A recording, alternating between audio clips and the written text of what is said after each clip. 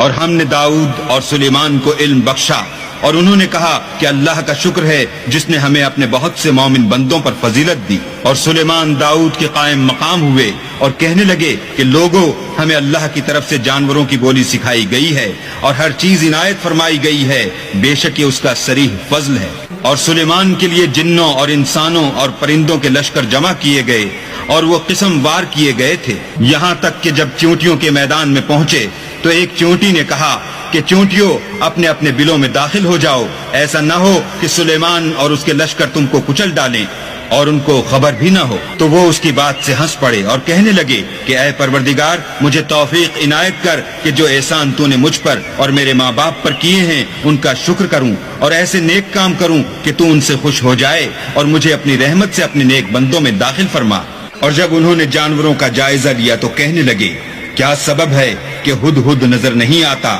کیا کہیں غائب ہو گیا ہے؟ میں اسے سخت سزا دوں گا یا ذبح کر ڈالوں گا یا میرے سامنے اپنی بے قصوری کی دلیل صریح پیش کرے۔ ابھی تھوڑی ہی دیر ہوئی تھی کہ ہدہد موجود ہوا اور کہنے لگا کہ مجھے ایک ایسی چیز معلوم ہوئی ہے جس کی آپ کو خبر نہیں، اور میں آپ کے پاس شہر سبا سے ایک یقینی خبر لے کر آیا ہوں۔ ابھی تھوڑی ہی دیر ہوئی تھی کہ ہدہد موجود ہوا اور کہنے لگا کہ مجھے ایک ایسی چیز معلوم ہوئی ہے جس کی آپ کو خبر نہیں، اور میں آپ کے پاس شہر سبا سے ایک یقینی خبر لے کر آیا ہوں۔ میں نے ایک عورت دیکھی کہ ان لوگوں پر بادشاہت کرتی ہے اور ہر چیز اسے میسر ہے اور اس کا ایک بڑا تخت ہے۔ میں نے دیکھا کہ وہ اور اس کی قوم اللہ کو چھوڑ کر آفتاب کو سجدہ کرتے ہیں، اور شیطان نے ان کے اعمال انہیں آراستہ کر دکھائے ہیں اور ان کو رستے سے روک رکھا ہے، بس وہ رستے پر نہیں آتے اور نہیں سمجھتے کہ اللہ کو جو آسمانوں اور زمین میں چھپی ہوئی چیزوں کو ظاہر کر دیتا اور تمہارے پوشیدہ اور ظاہر اعمال کو جانتا ہے،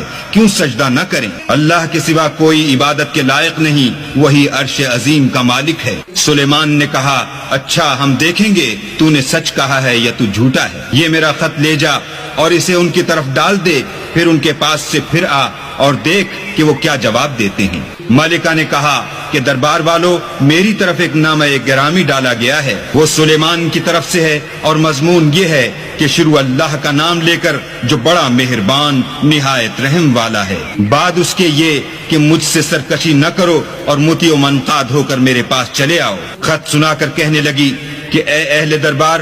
میرے اس معاملے میں مجھے مشورہ دو، جب تک تم حاضر نہ ہو اور صلاح نہ دو میں کسی کام کو فیصل کرنے والی نہیں۔ وہ بولے کہ ہم بڑے زوراور اور سخت جنگجو ہیں اور حکم آپ کے اختیار ہے، تو جو حکم دیجیے گا اس کے معال پر نظر کر لیجیے گا۔ اس نے کہا کہ بات